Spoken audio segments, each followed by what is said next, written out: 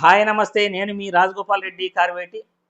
కూటమి ప్రభుత్వం అధికారంలోకి వచ్చినప్పటి నుండి కేవలం 7 నెలల్లో పరిపాలన చేయలేక 2 చేతులు పైకెత్తేసింది. పూర్తిగా అడ్మినిస్ట్రేషన్ ఆంధ్రప్రదేశ్ రాష్ట్రంలో లేదు అంటే ఆశ్చర్యపోనక్కర్లేదు.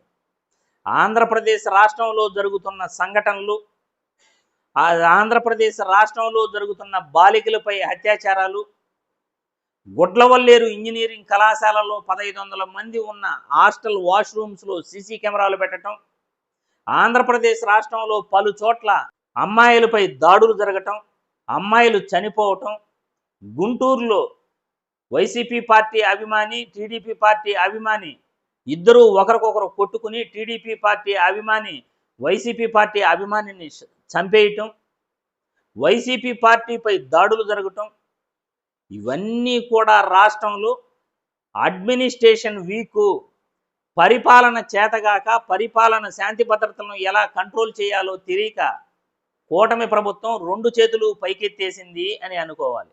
ఇక తాజాగా జరిగిన తిరుమల ఘటన చూసిన తర్వాత తిరుమల తొక్కిసలాట ఎలా జరిగింది, దీనికి కారకులు ఎవరు, టీటీడీ ఈఓ, తిరుపతి జిల్లా ఎస్పీ, తిరుపతి జిల్లా collector, TTD JEO, Tirupati municipal commissioner, వీళ్ళందరూ కూడా తిరుపతి తొక్కిసలాట ఘటనలో కారకులైతే, ముఖ్యంగా చంద్రబాబు నాయుడు గారు కుప్పం పర్యటన 6వ తేదీ నుండి 8వ తేదీ వరకు ఆయన చేసిన కుప్పం పర్యటనలో రాష్ట్ర పోలీసులంతా కుప్పంలోనే ఉన్నారు.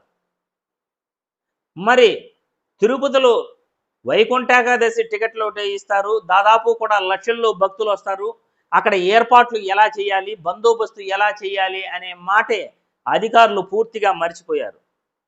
చంద్రబాబు జపం చేసుకోవడానికి, చంద్రబాబు నామస్మరణ చేసుకోవడానికి, చంద్రబాబుకు ప్రొటెక్షన్ ఇవ్వడానికి ఇక్కడ ప్రజలను అడ్డగోలుగా వాళ్ళు పూర్తిగా గాలి వదిలేశారు.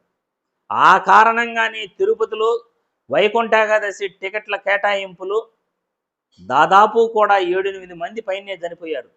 పూర్తిగా ఇంకా లెక్కలు తేలేదు. హాస్పిటల్లో దాదాపు 40 మంది పైనే ఉన్నారు. హాస్పిటల్లో ఏం జరుగుతూ ఉంది అనేది కూడా తెలియలేదు. తిరుపతి పద్మావతి మెడికల్ కాలేజీలో పేషెంట్లను జగన్మోహన్ రెడ్డి వస్తున్నాడు, మాజీ ముఖ్యమంత్రి వస్తున్నాడు అని పేషెంట్లని చాలామందిని కూడా వేరే హాస్పిటల్కు షిఫ్ట్ చేయడం జరిగింది, వేరే వార్డులకు ఆయన కనపడకుండా షిఫ్ట్ చేయడం జరిగింది అనే వార్తలు వస్తున్నాయి. రాష్ట్రంలో కూటమి ప్రభుత్వం అడ్మినిస్ట్రేషన్ లేదు, శాంతి భద్రతలు లేవు, పరిపాలన ఎలా చేయాలో తెలియక ప్రజలు ఎంత ఇబ్బంది పడుతున్నారు, ప్రజలు ఈ విధంగా తొక్కిసలాట్లో చనిపోవటం కానీ, అత్యాచారాలు కానీ, రాష్ట్రంలో దాడులు కానీ, పేకాట క్లబ్బులు కానీ, మద్యం షాపుల దగ్గర విచ్చలవిడిగా మందు దాగి ప్రజల్ని ఇబ్బంది పెట్టడం కానీ, రాష్ట్రంలో ఇసుక దోపిడీ కానీ, ఇవన్నీ కూడా